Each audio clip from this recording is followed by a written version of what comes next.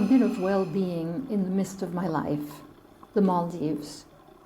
Sometimes the mist lifts and we are able to see the rays of hope, knowing full well that the nausea is lurking. It was a long trip, longer than expected right from the moment I made the decision to travel. In the time that followed, not a day passed by without growing news about a second wave of the virus, hiding in every corner and in the back of the minds of everyone, along with recommendations to self-quarantine. On the day prior to the trip, the incoherence to travel so far overwhelmed me with discomfort and restlessness throughout the night, not allowing me to get a night's rest. 12 hours in the air, first to Qatar and then to Male, with the prescribed masks and transparent facial screens similar to shields. Upon our arrival and following an exhaustive control of documents, which in theory proved that we had not been infected with the COVID-19 virus, undetectable in the PCR test. We arrived to the boat, the Rani, named after an Indian warrior princess.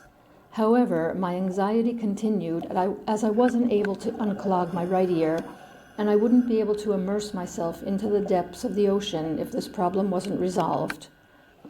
A light sound, bloop, bloop, is all it takes, but this only happens to my left ear. I need both. Anything could happen. Anything could befall me, even staying at the door of a dream. Live, discover, explore the seafloor of the atolls of the Maldives in the Indian Ocean. With so much anxiety, I questioned myself whether it made sense to come here or to have stayed back at home. These are the thoughts that cross our minds when we are in the middle of an emotional fog.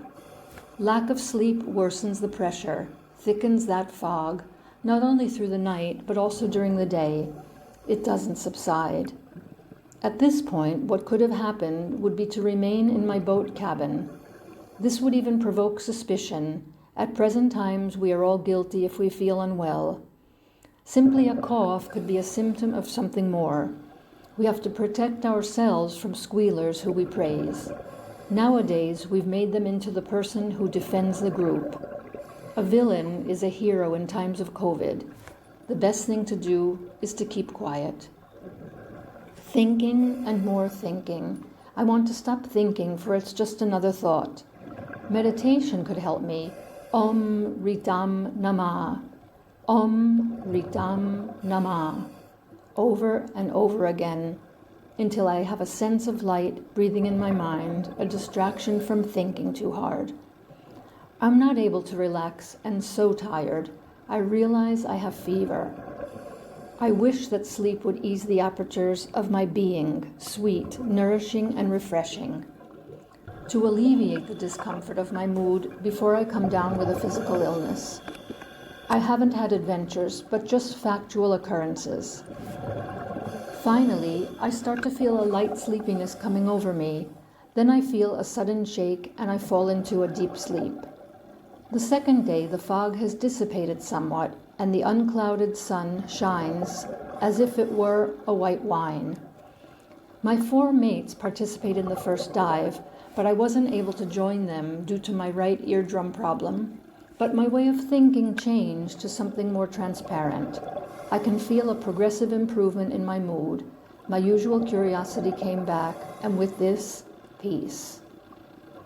Understand everything, observe, and want to feel and touch everything has always been my therapy. The main objective of my curiosity is the people and getting to know them. I want to know how people live, how they feel when they realize that I come from another country, and what do they think of my passion for the sea. I immediately let them know that I respect their viewpoints of the world, and especially their religious beliefs. My potential friends are made up of all kinds of people from all walks of life. This transcendental belief allows me to confide in those who are around me. One must be guided by self-confidence, and with this, anxiety. Faces, appearances, eye contact, way of dressing, without being naive and trusting. Every time I meet someone, I wish them happiness, joy, and good mood. With time, I've learned to read the look in one's eyes, and from there my judgment is calm but relentless. What I mean is a protective assessment in case of possible attacks, but always inclusive and generous, looking forward to act as a bridge between people. One has to choose between seeing life like through a camera lens or actually experiencing it. Given my low-key state, I gave in to the simple possibility of seeing what was happening without living it. This lethargic position was the medicine to deceive the nausea that would not let up. It's necessary to wait, not even to listen. It's enough to be alone, in silence. Time will help to eliminate sorrow. There is no other option. Don't be afraid. If one is resigned to the fact that the universe is what decides our destiny, then fear dissipates. A dear friend of mine in Barcelona passed away a week prior to this trip, but one cannot say that he is an inanimate to me. He has slipped to the great beyond to reclaim his part of eternal life. I keep on with this heavy weight here in the Maldives. I think of him and I remember how he was before he fell ill. This is the way it will be from now on. I will ask for advice and help. I don't think he'll hear me. How incoherent this is. Maybe I will have to change my lack of faith. Leaving us, he got to this extreme state that catalyzes only admiration. Before it was friendship, even love, also criticism and anger. That's finished. Time to forget disrespectful gestures that sometimes felt as if something died between us in spite of our friendship. I need you to exist. I will have to get used to it. And suddenly, pop. The existence, something that we aren't allowed to see from a distance, invades us in a harsh way and settles on top of our heart. Everything calms down, and upon feeling a light pop, my right ear is now unblocked. A sound that finally opens the door to underwater adventure, allowing the fog to dissipate. The nausea goes away. Now I feel happy. Nighttime fears and ghosts are pushed aside. I don't complain about the 12 passengers aboard the boat, or maybe I do. In the orient of my existence, when I go somewhere, I want to see a nuance of tenderness and respect in the smiles of the people around me. Perhaps someone could say, he is the youngest of all of us, or perhaps ask me for advice in order to make me feel the most sensible, down to earth. On the other hand, I have learned how useless all of this is. And when we look at a man's face in a painting in a museum, its dazzling light fades away, leaving only ash. I know it. While we are sailing, we can see scattered areas resembling tongues of white sand, uninhabited, that emerge from the turquoise waters. The captain throws the anchor so we can swim. We get the drone ready to film impossible views. The magic unfolds. The blue shades contrast with the white lines of our movable home, the Princess Rani. Our faces light up with friendly smiles from the 5 of us. If 2 is more than 1, being 2, it's often just a physical appearance. That's definitely not the case today. We jump onto the second boat called the Donny, assisted by the diving crew where our equipment is kept. There is an inconsistent noise, but it doesn't bother me. It's a roof to cover the burning sun that we are exposed to. Clear. With that signal, our dive master announces we are ready to jump into the Indian Ocean. Nitrox, regulators, computers to follow our immersion, fins, glasses, wetsuits, and underwater photography equipment. I say goodbye to Mohammed, the captain of the Donny, who watches over the boat and the surroundings during the hour we spend in each dive. Allahu Akbar. I wonder what he thought of me. Oh dear, the things he says, this guy from Spain. I'm convinced that the small formulas of courtesy help to facilitate good feelings between people. Politeness is like air in a tire. It's free, and it creates a comfortable atmosphere. The crew works for pittance, as a salary, small but without reservations to accept it. Small without refrain. Later on, we float in the deep blue, indifferent, adrift like sparkles of the sun on the surface of the ocean. We form a circle and wait for the hand signal indicating OK, immersion. In the first dive, I see grand mantas ray and coral. In the second, clownfish and anemone and sea turtles. By night, at only 20 meters below, more than 200 nurse sharks swimming all around me at only a hand's distance away. I softly touch their rough skin and they do not react, just follow their path, guiding us by the shimmer of our flashlights. This concentration of nurse sharks is produced by the strong currents of the ocean that are pulled to this area, unique in the world. Plenty of small fish, the feast that attracts the sharks. With the use of hooks, we fasten ourselves in the rocks to avoid being carried away by the current. We see that marine life quickly moves past our eyes, and we are mere spectators of a blaze of color unfolding before us. Juan got lost with the current, and soon after was located by radio frequency on board and picked then from a neighboring boat. His confusion was caused by the abundance of marine life while photographing and videoing the scenes. A minor incident. The greatest marine inhabitant is the whale shark that lives in the open waters but rests in the atolls of the Maldives. The coral islands are the result of volcanoes that erupted and whose crater is filled with 50 meters of water. The surrounding ocean area descends to 1,000 meters or more in steps. The great VIP marine inhabitant enjoys to rest at depth of 30 meters, perfect for a risk-free dive that has to be quick. The movements are slow, back and forth with the posterior fin. However, given the size, they travel at a speed that makes it impossible for a human to follow. Like a majestic czar, these creatures feed on plankton, which in other words mean inoffensive in spite of the showiness of their mouth. Colliding with them would be very risky, as their 2,000 or 3,000 kilos of body weight would have been devastating. In order to spot these creatures from the surface on board the boat, one has to know how to interpret the sea as if it were a labyrinth, a shadow, an ebb and flow, and water current. Only an insightful guide without endless experience is able to look down into the sea from the bow to the stern and create a dream. The signal, clear, in this case means a quick jump into the water and without everyday protocol. Into the water to discover the great sharks pass before our eyes for a few seconds. Our expert guide knows that we would take longer than him to get into the water, so he jumps a few seconds before us. He fades away into the deep blue. How disappointing.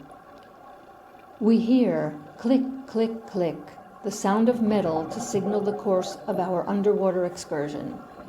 The dive master leads us to descend gradually, 20, 25, 30 meters. Now we are able to see the illusionist with the hand in his front, closed horizontally. This is the event we dreamed for. A whale shark. In the beginning, it looks like a stain which seems to fade, but the closer we get, it comes into focus. We achieve the sighting! To get close enough to observe the spotted skin and its grandeur. The giant mantas are pelagic sea animals that reach certain areas of the ocean in an exhausted state of health in order to ascend from the dark depths to only 10 or 12 meters, where apart from the light, they find small cleaning fish that take care of them and clean their wounds. Normally, these are places where there are strong lateral currents that mix the blue and become like a soup full of small fish and larvae. The perfect food to receive in their mouths with minimal effort, while the cleaning fish and miniature shrimp become doctors and nurses. For the mantas, it is only necessary that they open their mouths and let the water circulate within, the tasty nutritional contents. The divers searching in these areas in the planet that become pilgrimages, where metaphysical sermons take place like Dominical Mass, with the objective of finding the union among divers. There we will wade, if lucky, to see the giant sea animals. They may arrive flapping their cartilaginous dorsal fins in twos or in threes, flying like birds, like eagles.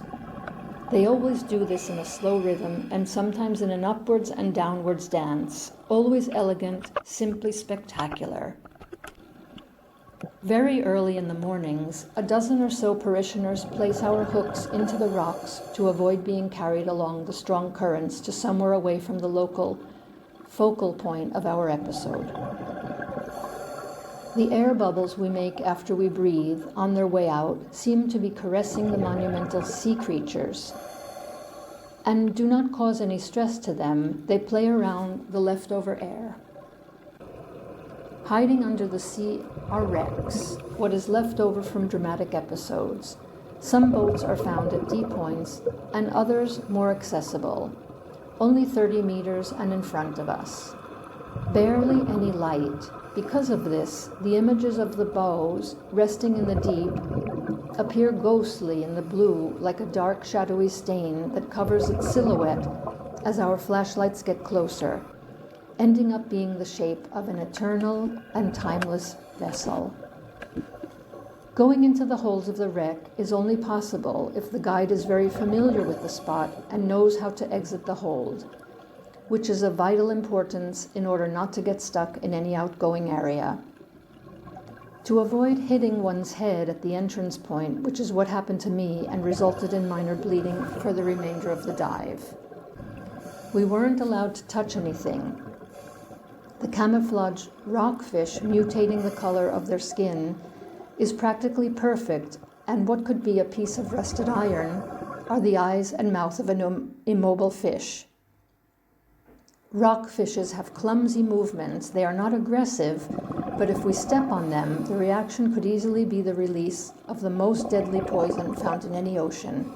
There it was waiting for a stroke of our flash. At 25 meters depth and inside the wreck, we were able to remove our regulators and even talk as an air bubble trapped in previously in ancient times. Unclean air, non-breathable, but a space for a conversation in the deep depths of the sea. True magic. To love diving is like loving a person or a job. One needs energy, generosity, and blindness. In the beginning, there is a moment when you just have to jump in, and if you think too hard, you will simply not do it. Returning to the Princess Rani meant the daily routine: showering, drying clothes, protecting our ears with alcohol and boric acid, as well as containing our strong sense of hunger. The meals were prepared with the satisfying ingredients to fill our appetites. Following our midday meals, a siesta was always vital. At 3 is always late or too early to do whatever. Some people would think that the daily habits are trivial, but for example, a shower with clean hot water is not, nor listening to RNE1, or the final of the Paris Open tennis tournament. To have Wi-Fi in the middle of the ocean reminds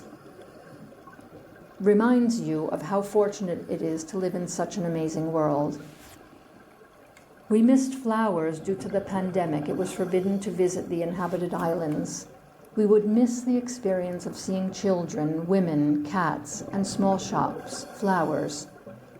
Maybe some type of adventurous experience at an unknown port, even learn something interesting from conversing to a wise man. Entering Ithaca will have to wait. Some of my mates on board were more worldly than others. I work in the Maldives legally, but everything I earn, I take back to Italy, which is where I focus my development, as the progress here doesn't interest me, and in fact, my Maldivian work permit gives me the feeling of repulsion. It seems that they haven't seen more water than what comes from a tap. Lights only if turned on and off with a switch. Even with so much experience in traveling, they don't manage to dim their primitive patriotism. and I am at the age where I cannot start my life over again, no time to teach. I only aspire to be someone who is not important in any group, only a people, an individual, and I believe like Giordano Bruno, humbly I fly and look in retrospect, knowing that they have a long way to catch up to me. But I want to go further, and I won't wait until they reach me. I had the same idea when in the airport in Qatar upon seeing prayer rooms that were exclusively reserved for men. "I'm leaving you," said the wise man from Naples. Very often, people spend time talking about themselves, implicitly accepting that your opinion is the same as others. I'm not interested in wasting words to underestimate people or compete with their talents or their limited thoughts.